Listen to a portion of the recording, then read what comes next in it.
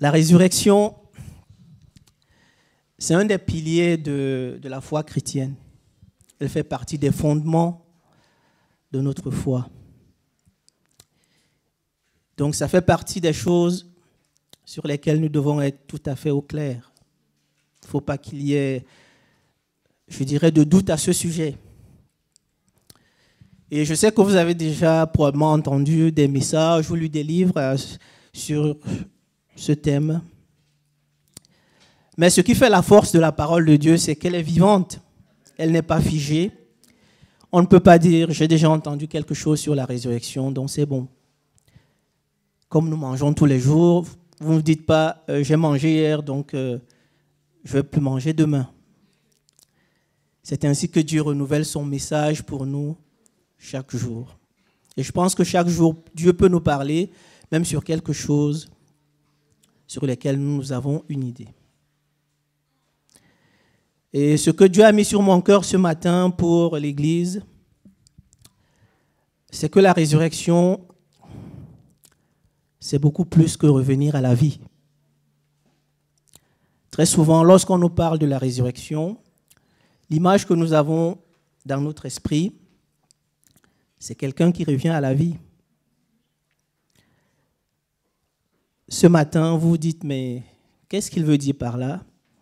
Si vous posez cette question, écoutez bien parce que je crois que la résurrection, c'est beaucoup plus que revenir à la vie. Mais avant d'expliquer pourquoi je tiens ces propos ce matin, je crois qu'il est important que nous puissions nous convaincre entre nous, frères et sœurs, que d'abord la résurrection est une réalité. Ce n'est pas une fable. Ce n'est pas une histoire qui a été fabriquée par les premiers disciples. La résurrection est une réalité. Parce que je crois qu'aujourd'hui aussi, c'est quelque chose qui est remis en question. Je crois que même parmi les chrétiens, il existe ce doute sur la résurrection des morts. Déjà à l'époque de Jésus, dans le livre de Matthieu au chapitre 22, au verset 23, si vous lisez, il est parlé d'un mouvement, on les appelle les Sadducéens. Eux disaient que la résurrection des morts n'existait pas. Nous reviendrons sur ce texte parce que si vous lisez, vous voyez que ces personnes vont poser une question à Jésus pour, je dirais, lui poser une colle. Mais Jésus va répondre parce que Jésus était Dieu, il savait ce qui était prévu. C'était aussi le cas à l'époque de Paul, l'apôtre Paul. Dans la première épître de Paul aux Corinthiens et au chapitre 15, et je pense que ce chapitre va nous servir de base aujourd'hui, l'apôtre Paul fait aussi face à ce sujet. Et au chapitre 15, verset 12, l'apôtre dit: Or, première épître de Paul aux Corinthiens, chapitre 15, au verset 12. Or, si l'on prêche que Christ est ressuscité, comment quelques-uns parmi vous disent-ils qu'il n'y a pas de résurrection des morts? Si on dit que Christ est ressuscité, pourquoi certains parmi vous disent qu'il n'y a pas de résurrection des morts? Je crois que de toute évidence, l'apôtre Paul parle ici aux chrétiens de Corinthe. Et je crois que la jeune Église, elle subit des influences doctrinales un peu diverses. Si l'Église est naissante, vous savez, l'Église chrétienne, elle n'existe pas depuis l'éternité. Elle est née avec Christ. Donc l'Église de Corinthe, je pense que c'est une jeune Église, et elle subit des influences diverses. Il y a forcément différentes doctrines qui impactent l'Église, comme aujourd'hui. Nous avons plusieurs dénominations au gré des interprétations de la Bible.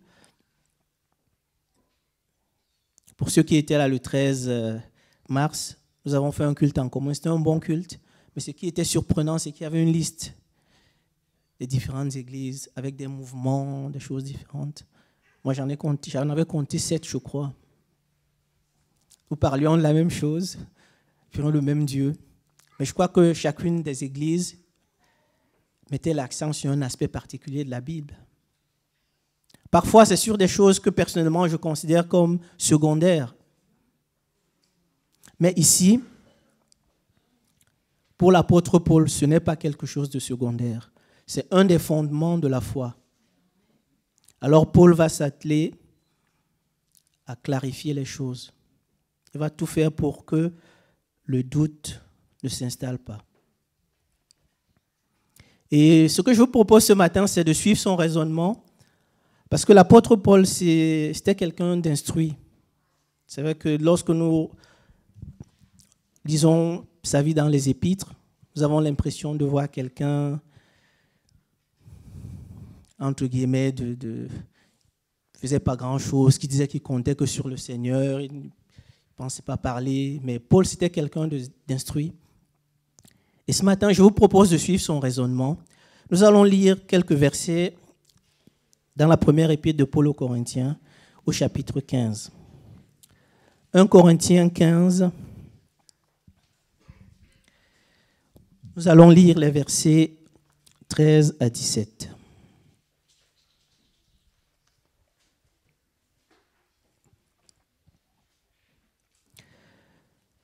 S'il n'y a point de résurrection des morts, Christ non plus n'est pas ressuscité. Et si Christ n'est pas ressuscité, notre prédication est vaine. Et votre foi aussi est vaine. Il se trouve même que nous sommes de faux témoins à l'égard de Dieu, puisque nous avons témoigné contre Dieu qu'il a ressuscité Christ, tandis qu'il ne l'aurait pas ressuscité, si les morts ne ressuscitent point. Car si les morts ne ressuscitent point, Christ non plus n'est pas ressuscité. Et si Christ n'est pas ressuscité, votre foi est vaine. Vous êtes encore dans vos péchés.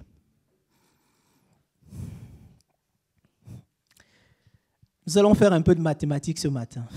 Est-ce qu'il y a des mathématiciens dans la salle?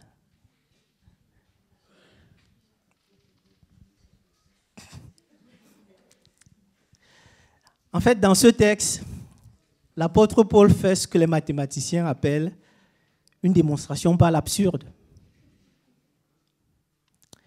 C'est quoi une démonstration par l'absurde? En fait, c'est un mot savant. Vous savez, les experts, ils utilisent les mots compliqués pour des choses très simples. En fait, c'est pour impressionner. Mais souvent, c'est des mots savants pour des choses simples. C'est quoi une démonstration par l'absurde? Une démonstration par l'absurde, c'est vous supposez quelque chose. Vous dites cette chose est vraie. Et ensuite, ça vous conduit à une impasse. Cela vous conduit à une contre-vérité. Cela vous conduit à quelque chose que vous ne pouvez plus défendre. Quand vous arrivez à cela veut dire que votre supposition de départ n'était pas bonne. Et je crois que vous le faites tous les jours. Nous faisons tous des mathématiques tous les jours. Peut-être que nous ne le savions pas. C'est ce que Paul fait ici. Je disais que Paul, c'était quelqu'un d'instruit. Donc, il va démontrer par cela que Christ est ressuscité. Et ce matin, je pense que nous pouvons raisonner avec Paul. C'est très intéressant. La première chose que l'apôtre dit, et moi j'ai été surpris parce que en très peu de temps, l'apôtre Paul, pour insister, va redire 2 fois la même chose. Si vous regardez les versets 13 et les versets 16, c'est la même chose. Car si les morts ne ressuscitent pas, Christ non plus n'est pas ressuscité. Et si Christ n'est pas ressuscité, votre foi est vaine. Vous êtes encore dans vos péchés. Alors je me suis dit, on va raisonner ensemble. Nous allons réfléchir. Et la première chose, c'est notre foi est vaine et nous sommes encore dans nos péchés. Alors je me suis dit, je vais poser une question dans la salle. Est-ce que dans cette salle, est-ce qu'il y a des personnes qui ont été pardonnées? Est-ce qu'il y a des personnes qui peuvent témoigner qu'en Jésus-Christ, leurs péchés ont été lavés, qu'ils ont été purifiés, qu'ils ont été réconciliés avec Dieu? Est-ce qu'il y a des personnes dans ça? Vous pouvez lever la main. Nous sommes plusieurs En fait, nous n'avons pas besoin de lire les témoignages qu'il y a dans la Bible, parce que nous sommes nous-mêmes des témoins. En fait, nous ne sommes pas... Ce que l'apôtre dit ici, l'apôtre Paul, il ne nous connaissait pas. Mais nous savons très bien que notre foi n'est pas vaine. Nous sommes des témoins vivants du fait qu'en Jésus-Christ, Dieu nous pardonne, que nos péchés sont lavés et purifiés.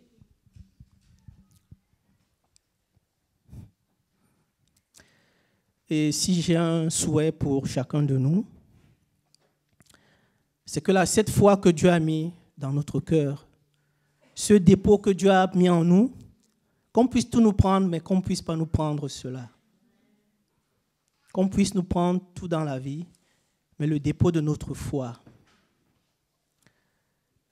Cette espérance que nous avons en Jésus-Christ, qu'on ne puisse pas nous le prendre. C'est comme j'ai souvent l'habitude de le dire, on peut mentir à tout le monde, mais on ne peut pas mentir à soi. Nous savons chacun ce que Dieu a fait pour nous. Et nous sommes des témoins de Jésus-Christ. Nous n'avons pas besoin que quelqu'un nous l'explique. Ensuite, dans le même raisonnement, Paul dit, en fait, il se considère dedans, nous sommes des faux témoins. Paul, comme les autres apôtres, sont considérés comme des faux témoins. Alors je me suis dit, nous allons regarder qui est Paul. Est-ce que c'est un bon exemple? Je me suis dit, est-ce qu'on peut vraiment considérer l'apôtre Paul comme un faux témoin? Et je vous invite ce matin à lire ce que Paul dit de lui-même. Parce que l'apôtre Paul n'a pas toujours été appelé l'apôtre Paul. Nous allons lire dans le livre des Actes des Apôtres, au chapitre 26. Actes des Apôtres, chapitre 26. Nous allons lire ce chapitre en entier. Nous saurons qui est Paul.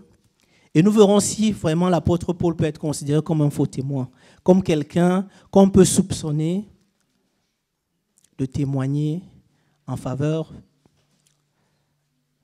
de l'Évangile, de témoigner de mauvaise foi en faveur de l'Évangile.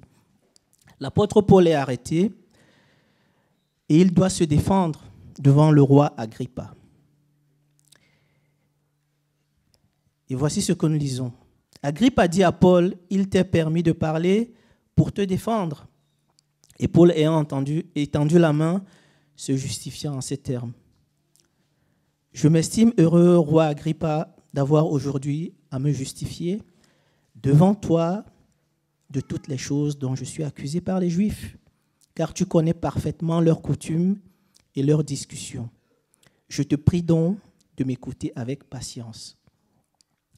Ma vie dès les premiers temps de ma jeunesse est connue de tous les Juifs, puisqu'elle s'est passée à Jérusalem, au milieu de ma nation.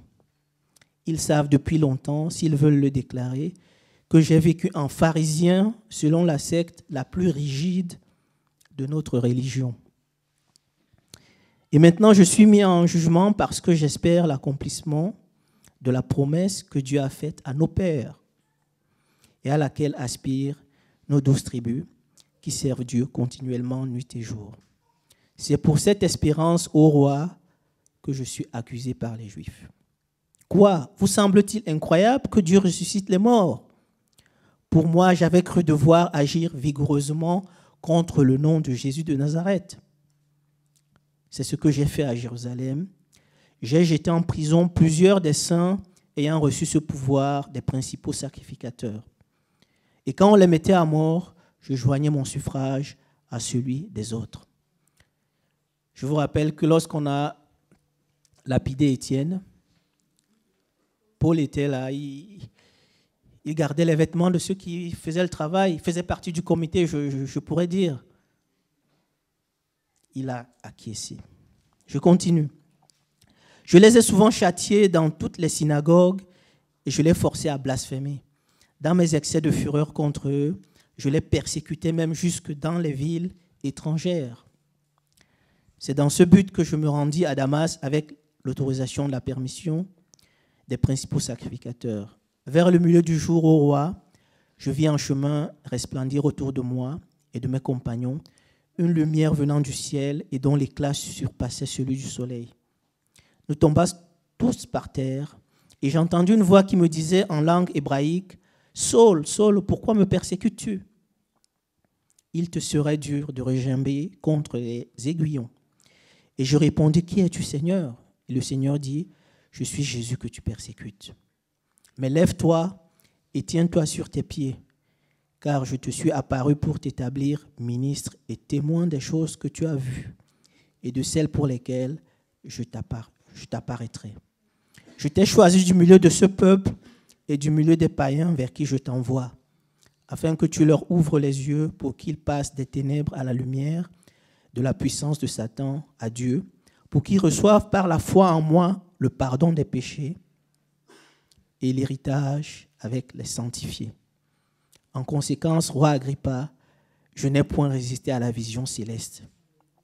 À ceux de Damas d'abord, puis à Jérusalem, dans toute la Judée et chez les païens, j'ai prêché la repentance et la conversion à Dieu avec la pratique d'œuvres dignes de la repentance. Voilà pourquoi les Juifs se sont saisis de moi dans le temple et ont tâché de me faire périr. Mais grâce au secours de Dieu, j'ai subsisté jusqu'à ce jour, rendant témoignage devant les petits et les grands, sans m'écarter en rien de ce que les prophètes et Moïse ont déclaré devoir arriver. Savoir que le Christ souffrirait et que ressuscité le premier d'entre les morts, il annoncerait la lumière au peuple et aux nations. Voilà le témoignage de l'apôtre Paul. C'est quelqu'un qui a combattu l'Église. C'est quelqu'un qui a combattu la nouvelle foi, comme il disait lui-même, qui venait d'arriver. Est-ce que vous pensez que l'apôtre Paul peut être accusé de témoin complaisant? Est-ce que vous pensez que quelqu'un qui a risqué sa vie de cette manière peut être accusé de faux témoin? Je ne crois pas. Non seulement nous qui sommes là ce matin, nous savons que notre foi n'est pas vaine, que vraiment nos péchés sont pardonnés en Jésus, mais nous croyons aussi que des apôtres comme Paul ne sont pas des faux témoins, sont des gens dans qui quelque chose s'est passé. Je suis toujours le raisonnement de Paul. Je suis parti par la fin. S'il n'y a pas de résurrection des morts, notre foi est vaine et les apôtres sont des faux témoins. Je suis en train de me rendre compte que ces deux résultats-là commencent à défaillir. Le troisième point, et qui est le plus important, Jésus ne serait pas ressuscité.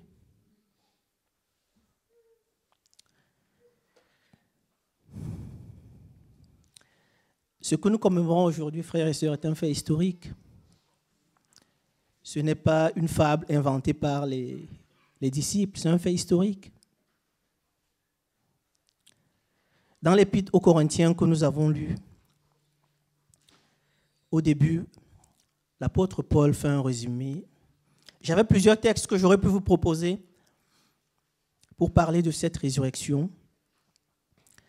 Mais je me suis dit, pour la synthèse historique, pour sa concision, ce que présente l'apôtre Paul au chapitre 15 à partir du verset 3 est tout à fait suffisant. Il est dit, « Je vous ai enseigné avant tout », n'oubliez pas, c'est ce Paul à qui Jésus a apparu, ce que nous avons lu tout à l'heure. Il dit, « Je vous ai enseigné avant tout, comme je l'avais aussi reçu, que Christ est mort pour nos péchés, selon les Écritures. Il a été enseveli. Il est ressuscité le troisième jour, selon les Écritures. Il est apparu à Céphas, puis aux 12. Ensuite, il est apparu à plus de 500 frères à la fois, dont la plupart sont encore vivants et dont quelques-uns sont morts. » Au moment où Paul écrit cette histoire, il y a des témoins vivants de la résurrection de Jésus. Il ne leur racontait pas une histoire qu'il avait lue dans un livre. Il leur disait, ce que je vous dis, il y a des témoins vivants, des personnes à qui vous pouvez aller poser la question, qui vous répondront. Ensuite, il est apparu à Jacques, puis à tous les apôtres. Après eux tous, il m'est aussi apparu à moi comme à l'avorton, car je suis le moindre des apôtres. Je ne suis pas digne d'être appelé apôtre parce que j'ai persécuté l'Église. Le témoignage, le résumé, la synthèse que Paul fait ici nous montre que l'apôtre Paul parle d'un fait historique. L'apôtre Paul ne parle pas d'une histoire qu'il a inventée. L'apôtre Paul parle d'un fait historique. Bien sûr, ce fait historique n'a pas toujours été accepté. Ce fait historique, à plusieurs reprises, même dès le début, à la résurrection, on a voulu le mettre en doute. On a voulu traverser la vérité. Nous voyons cela dans le livre de Matthieu. Matthieu au chapitre 28, Jésus vient de ressusciter. Et à partir du verset 11, qu'est-ce que nous lisons? Matthieu 28, chapitre 28, verset 11. Pendant qu'elles étaient en chemin, quelques hommes de la garde entrèrent dans la ville et annoncèrent aux principaux sacrificateurs tout ce qui était arrivé. Ceux-ci, après s'être assemblés avec les anciens et avoir tenu conseil, donnèrent aux soldats une forte somme d'argent, en disant : « Dites, ces disciples sont venus de nuit le dérober pendant que nous dormions.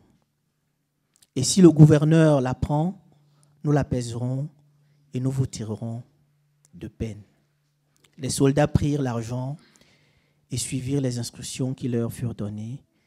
Et ce bruit s'est répandu parmi les Juifs jusqu'à ce jour. Dès le début, on a voulu travestir la vérité de la résurrection de Christ. Mais la résurrection de Christ est un fait historique qui n'est pas discutable.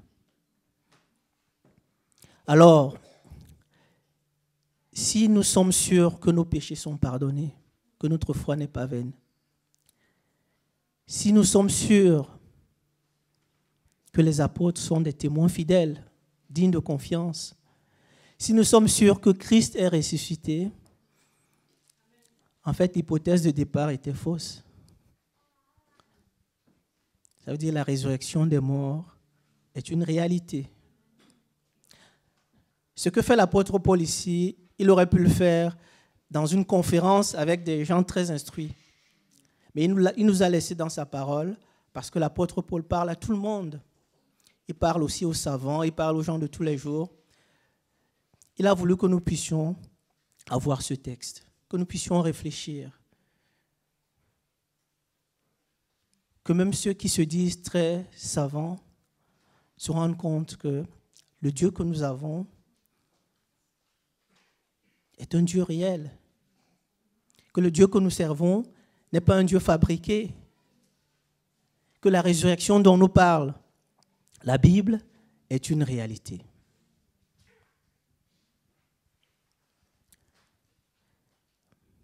J'avais fait un support. Ça fait partie de la déformation que nous avons au travail. Pour résumer simplement ce que je viens de vous dire. Tout cela part d'une supposition. Et si pas de résurrection des morts, ensuite, on aurait ceci. Christ ne serait pas ressuscité. Les apôtres seraient des faux témoins. Notre foi serait vaine. En fait, ce n'est pas vrai. La réalité, c'est celle-ci. Nous sommes des témoins vivants, bénéficiaires de la grâce de Dieu en Jésus-Christ. Notre foi n'est pas vaine. Nos péchés sont réellement pardonnés en Christ. L'apôtre Paul ne pourrait être soupçonné de connivence avec la doctrine chrétienne qu'il a vivement combattue. Les apôtres ne sont pas des faux témoins. La réalité, c'est que Christ est réellement ressuscité. Le tombeau est vide. Le tombeau est vide. Et si le tombeau est vide, si Christ est ressuscité, nous avons nous aussi un espoir. La résurrection des morts est une réalité. La résurrection des morts est une réalité. Et ce que je vous disais au début de cet échange, c'est qu'en fait, cette résurrection, ce n'est pas un simple retour à la vie. Et je dirais que s'il y a quelque chose que vous devez garder ce matin en sortant d'ici, c'est que la résurrection, celle que nous commémorons aujourd'hui, la résurrection de Christ, est plus qu'un simple retour à la vie. Lorsque j'ai lu ce chapitre 15 de Paul aux Corinthiens, dans cette première épître, j'ai été frappé parce que Paul parlait de la résurrection de Christ comme les prémices. Vous pouvez le lire avec moi au verset 20 jusqu'à 24. 1 Corinthiens 15, à partir de 20. J'ai été frappé par cela. Mais maintenant, Christ est ressuscité des morts. Nous revenons à la réalité. Tout à l'heure, c'était juste pour expliquer la réalité. Mais nous revenons à la réalité. Mais maintenant, Christ est ressuscité des morts. Il est les prémices de ceux qui sont morts. Les prémices, ça veut dire premier. Alors je me dis, Seigneur, je ne comprends pas. Mais dans la Bible, nous connaissons d'autres résurrections. Toi-même, tu en as fait au moins 2. Vous connaissez l'histoire de la résurrection de Lazare. Vous trouverez cette histoire dans Jean chapitre 11. Il y a aussi la résurrection de la fille du chef de la synagogue. Vous trouverez l'histoire, vous la lirez chez vous, dans l'épître, dans l'évangile de Marc au chapitre 5, à partir du verset 35. Donc Jésus lui-même a fait 2 résurrections. Je dis, Seigneur, pourquoi l'apôtre Paul nous parle ici des prémices? Pourquoi il parle de ta résurrection comme quelque chose de premier? Alors j'ai relu ces textes pour les méditer. Et j'ai été surpris. La première surprise que j'ai eue,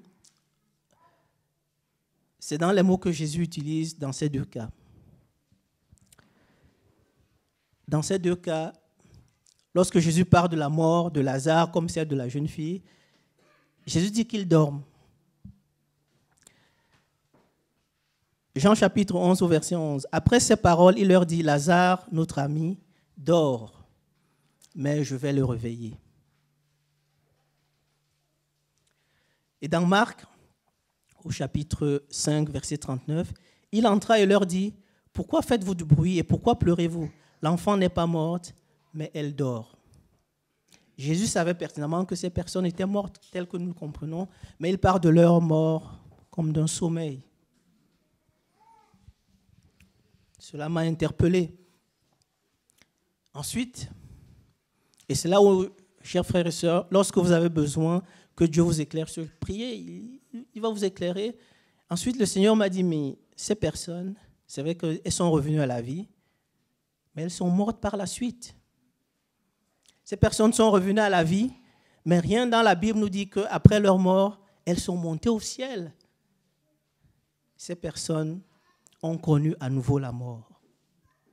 Et c'est là la clé, c'est là la différence avec ce que nous commémorons aujourd'hui. Jésus est revenu à la vie, mais il n'y avait pas que cela. La résurrection de Jésus allait beaucoup plus loin. La résurrection de Jésus ouvre une nouvelle ère. La résurrection de Jésus annonce la victoire définitive sur la mort. C'est à la résurrection de Jésus que Dieu a confirmé que la victoire sur la mort, la victoire définitive sur la mort était une réalité, que nous pouvons y croire. Revenir à la vie, c'est une chose. Vivre dans l'éternité, c'est une autre. Ce que Jésus a vécu, il est le premier, et l'apôtre a raison, il est le premier à vivre ce que nous commémorons aujourd'hui. Quelqu'un qui ressuscite et sur qui la mort n'a plus d'impact. Quelqu'un qui ressuscite et dont l'homme est l'homme nouveau, prêt pour aller vers le ciel, prêt pour aller dans l'éternité. c'est ce que Jésus a ouvert comme porte, comme voie. Et la Bible nous dit que nous suivrons, c'est ça notre espérance, Jésus comme prémisse. Et nous allons continuer cette lecture que j'ai interrompue. Mais maintenant, Christ est ressuscité des morts. Il est les prémices de ceux qui sont morts. Car puisque la mort est venue par un homme, c'est aussi par un homme qu'est venue la résurrection des morts. Et comme tous meurent en Adam, et même aussi tous revivront en Christ. Mais chacun en son rang, Christ comme prémisse, puis ceux qui appartiennent à Christ lors de son avènement. Jésus a ouvert la porte. Et cette porte, dans la Bible, nous voyons quelques indications. Le Seigneur ne nous a pas laissé sans intelligence. Cette résurrection, Dieu nous montre quelques particularités de cette résurrection dans la Bible. Et une de ces particularités, j'en ai noté 3, mais je pense que le Seigneur ne nous a pas tout dit. J'en ai noté 3. La première de ces particularités, c'est que le ressuscité a un vrai corps. Le ressuscité a un vrai corps. Vous pouvez lire dans l'évangile de Luc. Luc chapitre 24, au verset 37, Jésus va dire à ses disciples, vous pouvez lire. Ce sont des textes qui sont importants. La parole de Dieu, elle est importante. Nous devons la connaître. Luc chapitre 24. Qu'est-ce que nous lisons? Saisis de frayeur et d'épouvante? Non, ce n'est pas cela.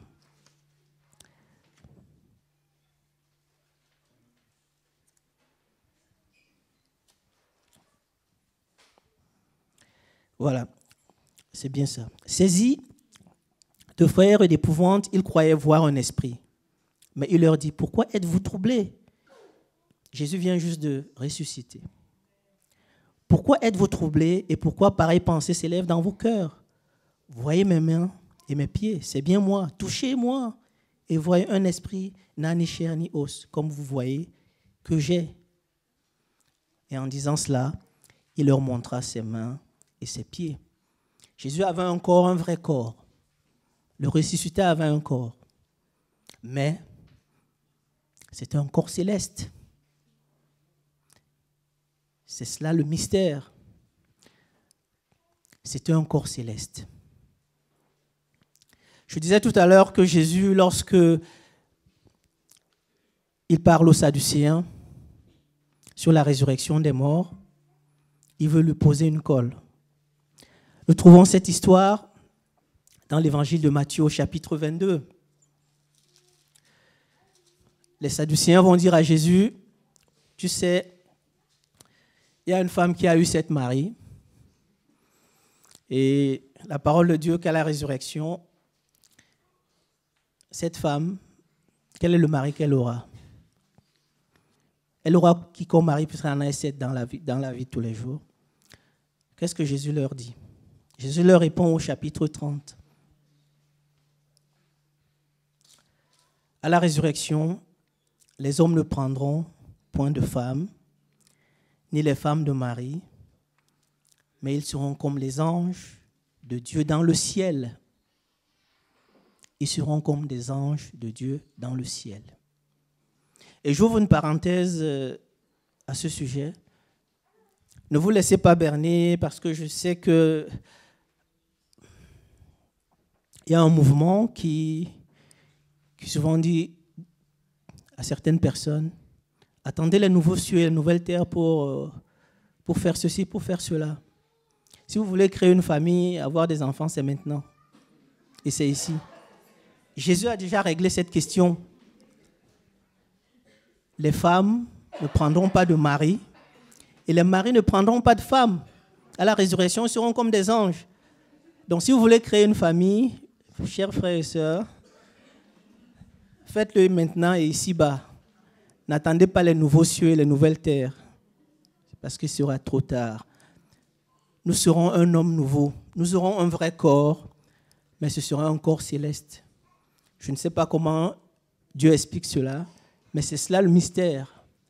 Parce que Jésus, on pouvait le toucher à la résurrection. Il montrait ses plaies. Mais il dit en même temps que le ressuscité, c'est quelqu'un qui est un corps céleste. La deuxième chose, c'est que le ressuscité a un corps incorruptible, glorieux. C'est ce que l'apôtre Paul nous dit ici. Dans l'épître aux Corinthiens que nous avons lu au chapitre 15, si vous lisez les versets 42 et 44, l'apôtre est très clair là-dessus. Qu'est-ce qu'il nous dit? Ainsi en est-il de la résurrection des morts. Le corps est semé corruptible, il est ressuscité incorruptible. Il est semé méprisable, il est ressuscité glorieux. Il est semé infirme, il est ressuscité pleine force. Il est semé corps naturel, il est ressuscité corps spirituel. Tous ces mystères que Dieu nous révèle ici parlent du ressuscité, parlent de la résurrection que seul Jésus a connue jusqu'à présent, pour l'instant, mais que nous espérons connaître par la suite.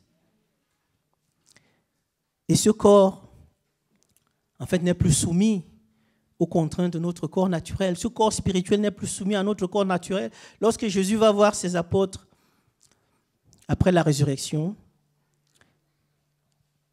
vous voyez que parfois il a des dons d'apparition, de disparition. Parfois certains disent « c'est un esprit ». Lisez l'évangile de Luc, vous allez voir. À un moment donné, il fait le chemin avec ses disciples qui se disent qu'il y a quelque chose de grave qui s'est passé aujourd'hui. À un instant, Jésus va se révéler à eux. Quelques instants, il va disparaître. Il va réapparaître. Ce corps merveilleux, ce corps glorieux aura des capacités que nous n'avons pas aujourd'hui. Il pourra apparaître, pourra disparaître. C'est ce que dit la parole de Dieu. Je ne m'explique pas cela, mais je le crois. Parce que Jésus l'a vécu. Jésus l'a vécu. Et la dernière chose, c'est que le ressuscité, comme je le disais, est un homme nouveau. C'est un homme qui est prêt pour l'éternité. Au début du livre des Actes, il nous a dit que Jésus,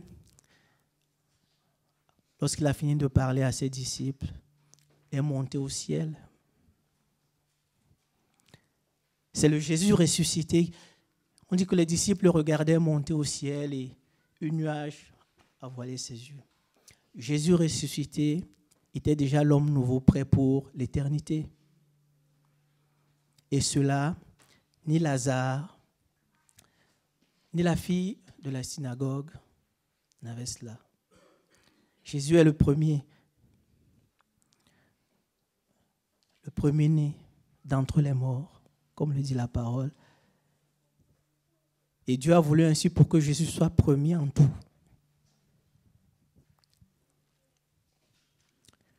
C'est ce que nous lisons dans l'Épître aux Colossiens. Il est à la tête du corps de l'Église. Il est le commencement. Le premier-né d'entre les morts, afin d'être en tout le premier. Jésus a ouvert la voie du ciel. Sa résurrection était plus que quelqu'un qui revient à la vie. Sa résurrection, c'était le signe. Dieu nous disait, la mort est vaincue. Je vous destine pour l'éternité. C'est ce qui nous attend, nous qui appartenons à Christ. Nous qui le suivons, nous qui sommes à sa suite. Alors ce matin, nous pouvons nous réjouir parce que ce que nous fêtons aujourd'hui, c'est quelque chose de très important. C'est quelque chose que l'humanité n'a connu qu'une seule fois aujourd'hui. Seul Christ a vécu cela. Mais l'espérance que nous avons, c'est que nous le vivrons aussi, nous qui appartenons à Christ. Christ comme les prémices et nous par la suite. Je terminerai par ce verset de l'apôtre Paul aux Romains. Or, si nous sommes morts en Christ, nous croyons que nous vivrons aussi avec lui. Que Dieu nous bénisse ce matin. Seigneur, je veux te remercier parce que tu nous as montré, Seigneur, que la vie éternelle était une réalité en ressuscitant Jésus. Il n'a plus connu la mort. Le tombeau est vide. Et il a ouvert, Seigneur, le chemin vers l'éternité. C'est ce que nous fêtons ce matin, c'est ce que nous commémorons ce matin, Seigneur. Merci, Seigneur, pour nos péchés qui sont lavés dans le sang de Christ. Merci pour l'espérance vivante que nous avons en son nom. Te bénissons ce matin. Amen.